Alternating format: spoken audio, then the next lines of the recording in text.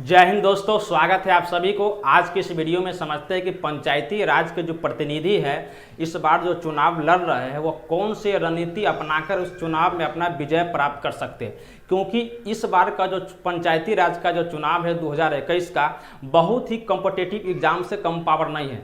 जैसे कि आप रेलवे, एसएससी और बैंक का जो एग्जाम देते हैं समझिए कि उसी प्रकार का कॉम्पिटिटिव एग्जाम है। क्योंकि इस बार का जो चुनाव में एक सीट पर इतने सारे कैंडिडेट खड़े हुए उसमें अनुमान लगाना असंभव है। 8, 10, 15 इस प्रकार से एक सीट पर कैंडिडेट खड़े हुए। तो आज के इस वीडियो में हम लोग समझेंगे कि कौन सी रणनीति अपनाकर वह उतने सारे कैंडिडेट में हम विजय कैसे प्राप्त करें।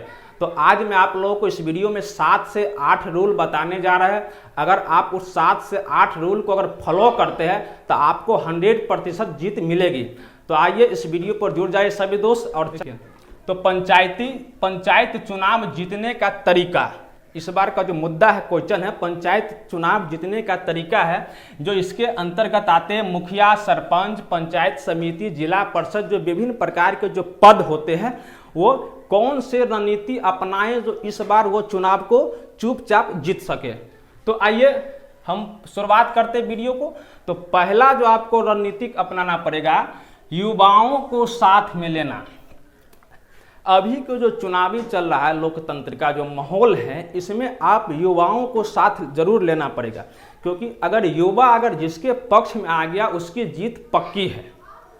तो आपको क्या करना पड़ेगा, इसमें युवाओं को साथ लेना पड़ेगा। जैसे कि एक पंचायत में लगभग 14 से 15 वार्ड रहते हैं। सभी वार्डों के मेंबर में आपको युवाओं को जोड़ना पड़ेगा, युवाओं के साथ बैठना पड़ेगा। जैसे कि शिक्षित युवाओं से, जैसे कि पढ़े लिखे इंटर पास विद्यार्थी है, ग्रेजुएशन किए या पीजी कर रहे, उनके समक्ष अपना बात रखना है और अपनी ईमानदारी, प्रतिष्ठा और निष्ठा के साथ उनसे विचार विमर्श कर सकते हैं। क्योंकि आप शिक्षित आदमी के पास अगर आप झूठ बोलिएगा तो आपको वो वोट कभी नहीं दे सकता है। तो उनसे साथ जुड़िए, क्योंकि युवा के पक्ष में हमेशा 10-20 वोट बैलेंस रहते हैं, 50 वो कभी भी आपको एक मत कर सकते। तो पहला तरीका आपको युवाओं को, क्योंकि जहाँ जहाँ अगर अभी जो चुनाव हो रहा है उसमें युवाओं का पक्ष से ही वोट जीता गया है, चुनाव जीता गया। तो इसीलिए आपको युवा को साथ लेना है और युवाओं को अगर साथ छोड़ते हैं तो आप कभी नहीं जीत सकते। दूसरा मुद्दा आपका है महिलाओं से जुड़ाव। पंचायती राज चुनाव में एक महिला की वोट के भी अति उत्तम बैलेंस होती है, अति उत्तम व्यवस्था होती है। इसीलिए महिलाओं को आप क्या कर सकते हैं, महिला से ही कॉन्टैक्ट रखिए।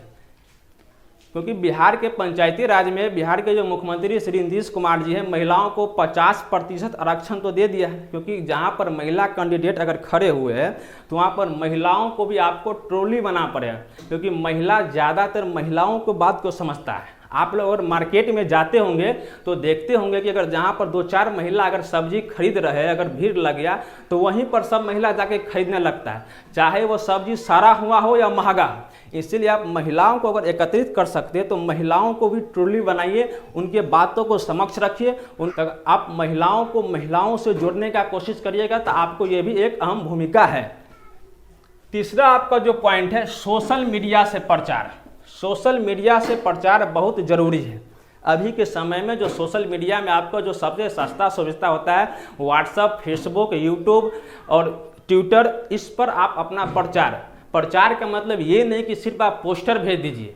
जो भी कैंडिडेट खड़ा हुआ है अपना आप 2 मिनट 5 मिनट का वीडियो बनाइए, आप उसको डालिए कि मैं आपके पंचायत चुनाव से चुनाव लड़ रहा हूँ, मैं आप लोगों को समक्ष में इस तरह से आप हमें मदद करें, मैं विजय प्राप्त करने के बाद मैं अपने पंचायत को इस तरह से अपने सामना करूंगा, इस तरह से पंचायत के विकास को बढ़ाऊंगा। आप अगर बोलिएगा नहीं तो आपको कुछ सुनेगा कैसे, समझेंगे ना कि कौन से प्रत्याशी। अगर महिला भी सीट है, अगर खड़े हुए हैं, महिला भी अगर कैंडिडेट है, उनको भी बुलवाइए, उनको भी सामने लाइए सोशल मीडिया पर, तब न जाने कि हाँ महिला में टैलेंट है कि क्या है कि झूठ फूस करके विजय प्राप्त कर रहा है। तो इस तरह का रणनीति अब अपना सकते हैं।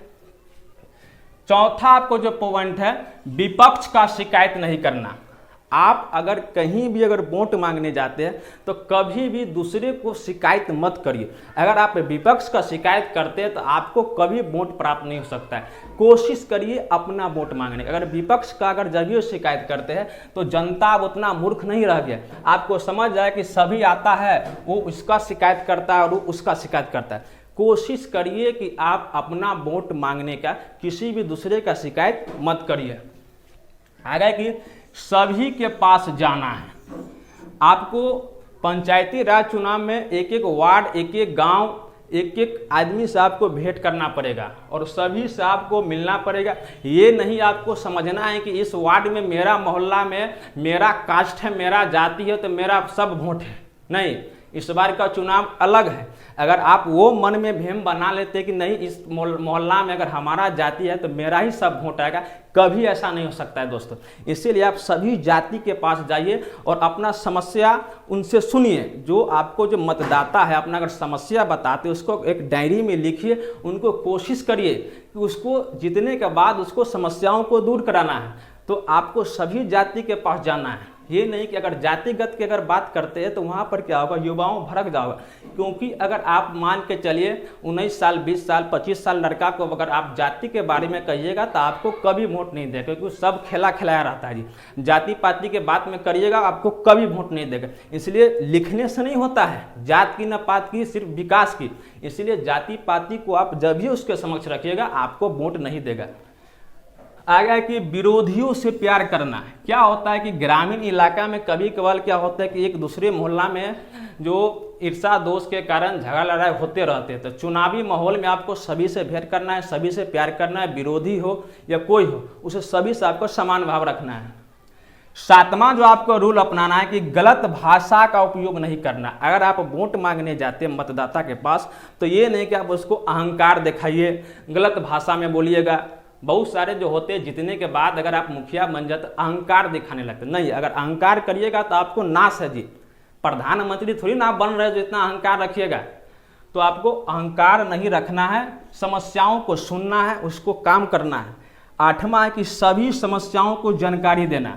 आपके पंचायत में जो भी समस्या पीछे 15 साल 20 साल में जो भी काम रह गया, बाकी कौन कौन सी गलत चीज़ हुआ है उनको आप सामने जनता को रखिए और कोशिश करिए उनको बताइए कि मैं इस बार उसको दूर कर दे। कई सारे मोहल्ले में हम देखे कई सारे कि स्कूल गाछी वृक्ष में तो बना दिया और स्कूल के सामने गड्ढा में पानी है। टीचर को टाइमिंग है 10 बजे, टीचर वहाँ पर 11 बजे पहुँच रहा है।